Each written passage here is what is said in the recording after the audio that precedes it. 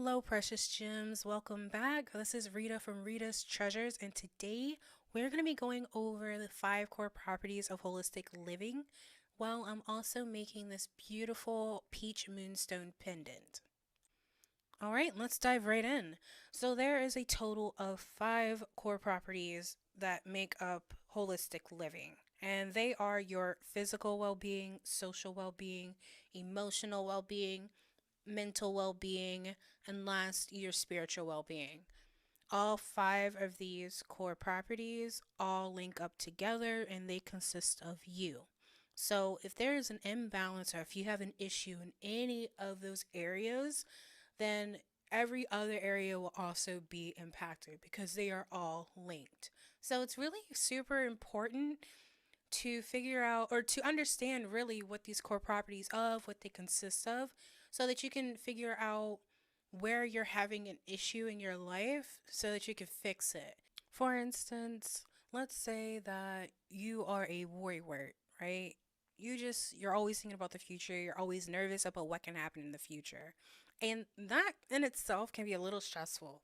It can stress you out. And so with you having this mental impact of consistently thinking of the future and trying to think into the future and be in the future moments, you are creating a stressful environment. And stress can impact you on a physical level. Stress can lead to high blood pressure, it can lead to having a high cholesterol, and all of that leads to further issues down the line. I won't go too far into the whole medical diagnoses part, but all of that can impact you on a physical level and it can be a really huge hindrance on your daily life. So, understanding where something is coming from is so crucial, and it is so important to understand where in your what other area could possibly be impacting one area for because and to go a little bit further into it, say the daily stress is causing you to have high blood pressure.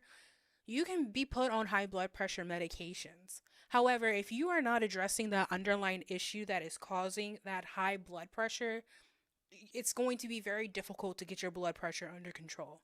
So it's important to recognize and to create a plan or a solution for the cause of the stress. And in this scenario that I gave you, your cause is stress worrying about the future, worrying about what's going to happen tomorrow or 10 years down the line.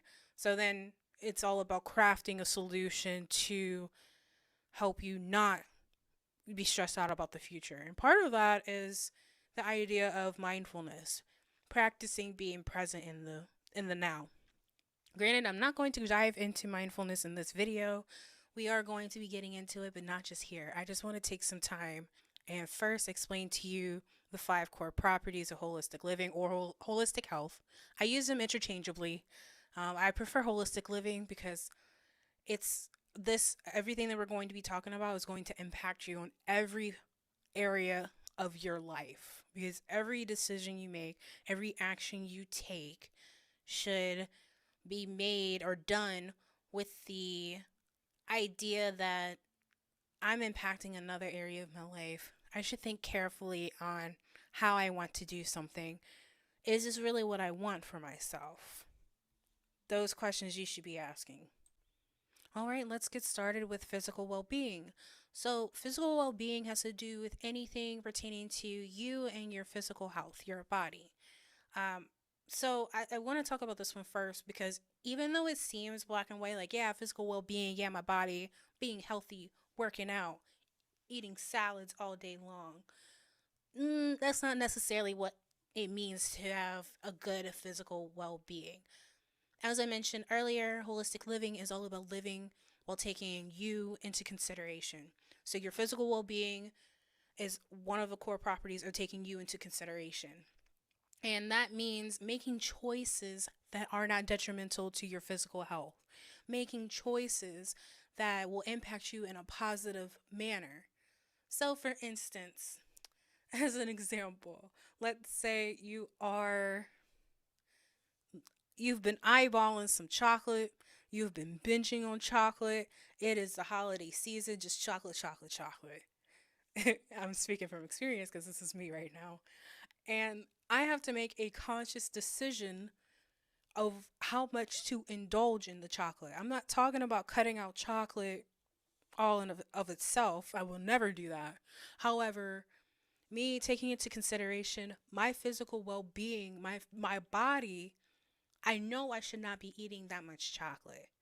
So, I make the conscious decision to not eat as much, to have a cap on it. So that's what it means by your physical well-being. Taking into consideration your body instead of just giving into your mental cravings. Because I am conscious of my physical well being, I decided to make a noble sacrifice in cutting back on the chocolate for myself. So, that is all about what physical well being is. But there's also another side to physical well being. Like I mentioned before, all your core properties are all closely linked together. So, sometimes with your physical well being, you are shown that there are problems somewhere else in your core properties. Like, for instance, being unable to sleep is a manifestation that there's something else wrong. Losing or gaining weight, randomly getting a cold, things like that, things that are affecting you in a physical nature. Sometimes it's signs that there's something else wrong with you and it might be in another area of your life. And these are signs and symptoms that you simply cannot ignore for a long time because it'll physically be right there in front of you. And it can also show too, like if you go to your doctor's office and you get labs done, blood work, and something shows up on your blood work that wasn't there previously. That is also a physical manifestation of something else that could be going on with you in another core property area of your life. And that core property that might be affecting your physical, let's lead into the next one, your social well being. Social well being can impact you on different levels. So, social well being is your ability to be able to build and maintain healthy relationships, to be able to have healthy interactions with others.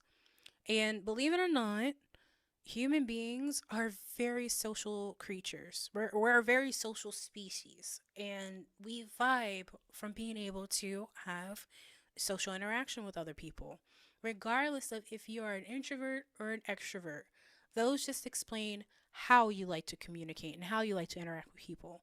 Regardless of if you're either of those, you need social interaction. And it's important to have that social interaction because if you don't, your social well-being won't be healthy and it will impact other areas of your life. And think about this question right here. Do you make time to speak or visit your friends or family? When was the last time you spoke with anyone? Now, if your answer is I don't know or it's been a while, then I think that you need to take a look at your social well-being. Granted, there are some people that do well and exceed all of the norm when it comes to being able to interact with people. Maybe some people don't like to interact with people daily. That's okay. I'm talking about weeks and months go by without any type of social interaction with your loved ones. And those of you that have had very long gaps in between having social interactions with people, how were you feeling or how are you acting during those long periods of time? And I ask that because sometimes we tend to have this feeling of depression when we don't have any type of social interaction with others and we feel isolated. We start to feel a bit negative. Social well being is so much more important than people realize. And so, next we have mental well being. And mental well being is a little bit harder to grasp because people will confuse mental and emotional well being. They're both separate, although they are pretty closely linked together. So, your mental well being. It is focused on your capability of being able to cope and process your experiences, whether it's experiences from the past or the present, any type of experience, your ability to cope with everything around you. This one is so important to understand because your brain, your mental process is at the core of how you react to different types of things that happen to you. And a good example is your pet peeves, right? So let's say you have a pet peeve of people eating with their mouths open, like chewing loud, and you have a coworker that chews loudly. Although that coworker might be a good person, it gets under your skin and you just cannot stand it. You've got two options here.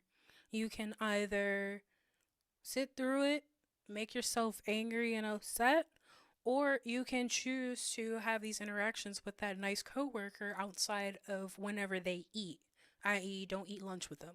Don't come to their desk when they're eating because you already know and you acknowledge that your mental state you cannot take when somebody is chewing with their mouth open.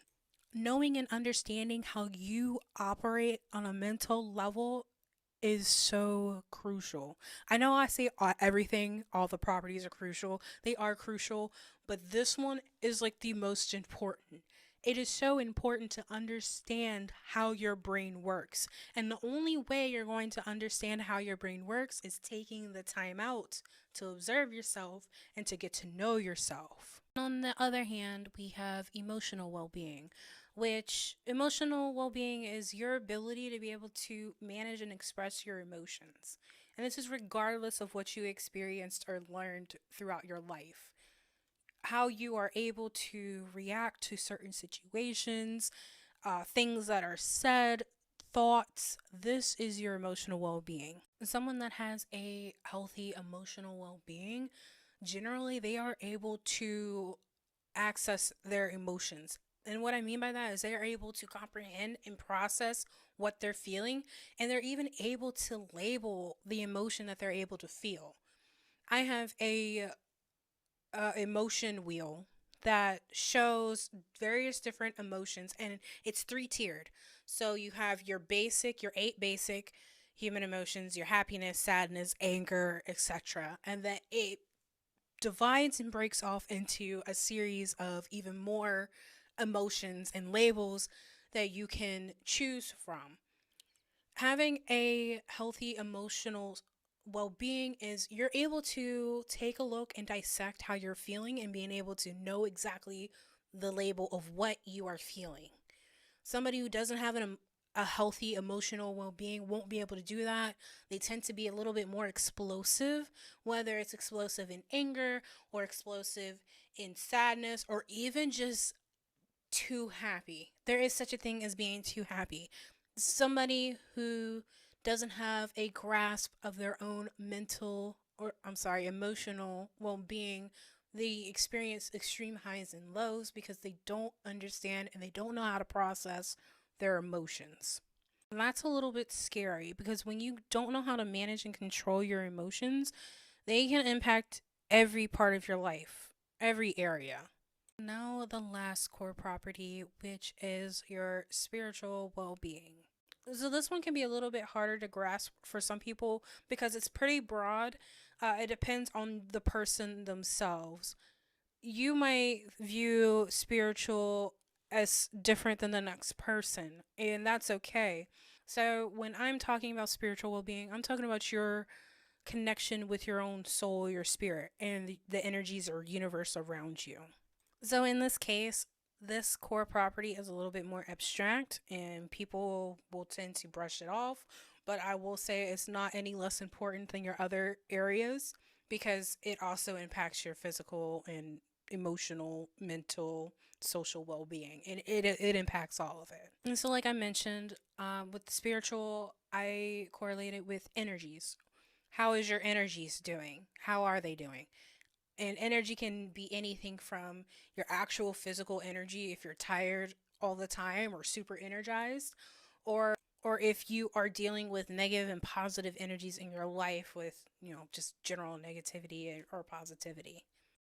And it's self-explanatory. Obviously, if you are not in a healthy spiritual well-being, then you are dealing with low energy. You're very low energy. Whereas if you have a healthy spiritual well-being, you're high of energy. If you ever heard of the energy frequencies, people listen to that type of music with the higher frequency so that they can get more energy, so that their soul can have that energy and vibe with the universe around them. Really, you need to figure out what your baseline would be with your spiritual well-being, whether it's religious or whether it's meditating, going out in nature and enjoying the breeze on your face, whatever it is. That is your baseline. And once you deviate from that baseline, then something is wrong. So, that is a little bit of an introduction into the five core properties of holistic living. I hope I was able to explain that in an easy manner. I will be going further in depth with the core properties with different examples. I also have a video that I'm working on that'll be coming up, and I have a visual representation of the five core properties as a whole and showing them all linked together. So be on the lookout for that video. So if you like this video, please give it a thumbs up. And if you are interested in my further content, please subscribe, and I will see you all in the next video. Goodbye.